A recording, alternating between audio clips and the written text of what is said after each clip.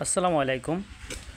যাদের গরুকে কৃমির ওষুধ সহজে খাওয়াতে পারেন না, গরু লাফালাফি করে, তো সেই জন্য আজকে আমার এই পদ্ধতি যদি অবলম্বন করেন তাহলে খুব সহজে গরুকে কৃমির ওষুধ এবং অন্যান্য যাবতীয় ওষুধ গরুকে খুব সহজে খাওয়াতে পারবেন। তো দেখেন আমি আজকে এই ভিডিওতে মানে কিভাবে গরুকে ওষুধ খাওয়ানোর জন্য সহজ টেকনিক অবলম্বন করতেছি। তো আমি প্রথমে এই সামান্য কিছু আটা এবং এই একটু পানি এবং এই কৃমির আমি 3টি ট্যাবলেট নিয়েছি, যেহেতু আমার গরুটি একটি বড় সাইজের এবং 150 কেজি প্লাস হবে, সেজন্য আমি 3টে ট্যাবলেট নিয়ে নিছি। তো 3টি ট্যাবলেট আমি এখন এটাকে গুঁড়া করব। গুঁড়া ভালো করে এটাকে মিক্স করার পর আমি বাটির মধ্যে নিব। বাটির মধ্যে নিয়ে সামান্য কিছু আটা এটার মধ্যে মিক্স করব এবং আটা মিক্স করার পর আমি সামান্য পরিমাণ কিছু পানি দিব এবং পানি যদি বেশি পরিমাণে হয়ে যায় তাহলে আপনার এটা মানে গুল্লা হবে না, এটা নরম হয়ে যাবে বেশি। তো আমি অল্প কিছু পানি দিব, অল্প কিছু পানি দিয়ে হাত দিয়ে মানে আঙ্গুল দিয়ে নাড়িয়ে নিব এবং পুরোটা হাত মানে ব্যবহার করব না, তাহলে হাতের মধ্যে লেগে থাকবে।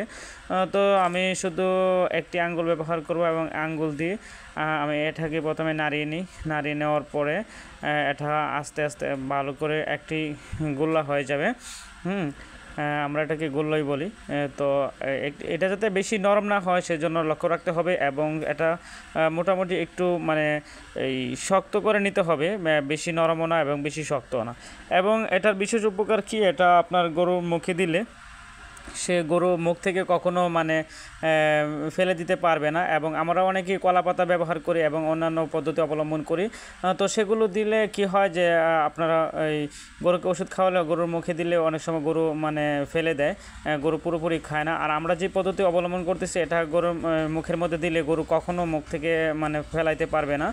তো মুখের মধ্যে আঠার মতো লেগে যাবে এবং তো গরু আস্তে আস্তে এটা খেয়ে ফেলবে। এবং অবশ্যই কৃমির ওষুধ খাওয়ানোর পর 2 ঘন্টা যাবত কোনো খাবার দেওয়ার প্রয়োজন লাগবে না এবং খাবার দেওয়া উচিত নয়। 2 ঘন্টা পরে গরুকে আমরা স্বাভাবিকভাবে খাবার দেব। তো আলহামদুলিল্লাহ আমি গরুকে সুন্দর করে এই কৃমির ওষুধ খাওয়াতে পেরেছি এবং দেখতেছেন আপনারা খুব সহজে আমি গরুকে কৃমির ওষুধ খাওয়াতে পেরেছি। এবং এইভাবে আপনারা যদি ট্রাই করেন, চেষ্টা করেন, তাহলে আপনারাও পারবেন ইনশাআল্লাহ।